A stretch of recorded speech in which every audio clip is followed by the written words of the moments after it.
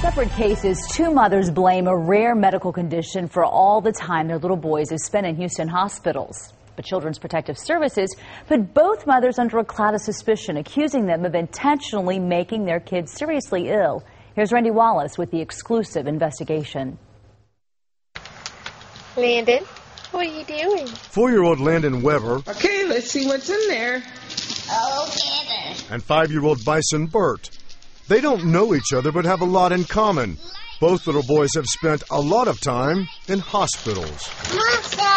Their mothers also have something in common, a disturbing allegation lodged against them. Perhaps the worst accusation any mother could face. Children's Protective Services has accused both women of making their little boys very sick. You spend your life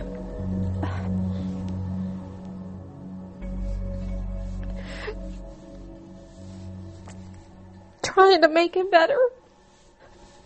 And to think that somebody could, think that you would do this. It's unbearable. I've seen 6 mental health specialists who say I don't have what they're accusing me of, but yet I have to keep going to more mental health specialists. The similarities in their situations are striking. You walking in your new walker? Weber's 4-year-old son Landon was born premature. Born with multiple medical problems. Bert's 5-year-old son Bison was also a preemie. He had high blood pressure and 2 holes in his heart. Jennifer Weber and Devonna Burt both contacted Fox 26 Investigates after CPS took custody of their little boys. Both mothers say doctors diagnosed their sons with a rare disorder called mitochondrial disease. Studies show symptoms of that disease can cause some doctors to falsely accuse mothers of Munchausen by proxy, a condition in which parents seek attention by harming their children. The allegation is really medical child abuse, okay?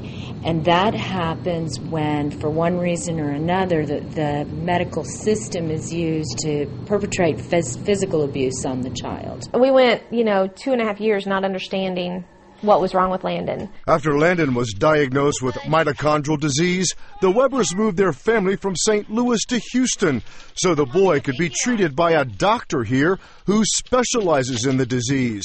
A medical professional called CPS, alleging Jennifer was causing her little boy to get sicker. Somebody from the same hospital that the specialist works in. One of the concerns was just that he was always sick, either when he was around his mother, or that's when the infection occurred, when he was around his mother. I thought, they'll come in, they'll do their investigation, and it'll be over. They won't, pursue this any further. I was wrong. The Webers' attorney provided CPS with medical experts, one who testified it wasn't even possible for Weber to cause her son's infections. The only way mom could be causing this is if she had a microbiology degree and had a lab in her living room, neither of which is true. For months, CPS would only allow supervised visits for the Webers to see their son in the hospital. We actually went almost a month without seeing him. Now CPS tells us it no longer believes Jennifer had anything to do with her son's medical problems. The agency says the boy does have a rare medical disorder and plans to reunite Landon with his parents very soon. What we believe now is that she's having to care for a child who has a lot of medical needs. He's medically fragile, and that and the family needs just training. While the Webers are glad the ordeal is almost over, the false allegation in the CPS investigation cost them a substantial amount of money. It's cost my clients a lot of money, both in expert fees and documentation, and my fees, of course. What did you learn through this whole experience with CPS? Not to trust anybody. Yeah. As for Devonna Burt, there's no end in sight. In fact, she's facing a trial this summer. CPS wants to terminate her parental rights. We don't know if the parents can ever be appropriate caregivers.